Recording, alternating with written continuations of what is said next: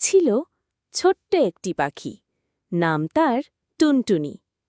সে খুব বুদ্ধিমান আর চঞ্চল। গাছের ডালে ডালে উড়ে বেড়াত আর মিষ্টি গানে বনের সবাইকে আনন্দ দিত। একদিন টুনটুনি দেখল বনের রাজা বাঘ সাহেব খুব রেগে আছেন, কারণ তার খাবার কোথা থেকে যেন উধাও হয়ে যাচ্ছে। তখন বাঘ ডেকে পাঠালো বনের সব প্রাণীদের।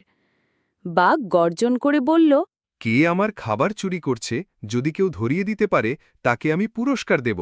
শিয়াল, যে ছিল ধূর্ত ও চাটুকার, বাঘকে খুশি করতে চাইল। সে টুনটুনিকে দেখে হিংসে করত, কারণ সবাই টুনটুনিকে ভালোবাসত।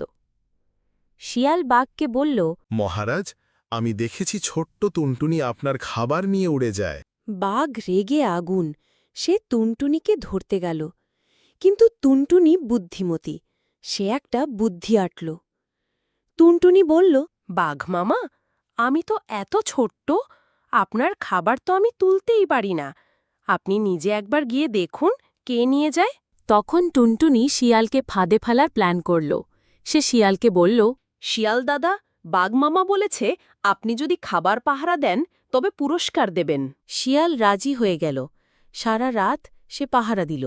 তখন টুনটুনি গিয়ে বাঘকে জানাল, দেখুন মামা, খাবারকে পাহারা দিচ্ছে, আর কার হাতে সব চুরি হয়েছে। বাঘ গিয়ে দেখল শিয়ালের মুখে খাবারের টুকরো লেগে আছে। রাগে বাঘ শিয়ালকে ধাওয়া করল।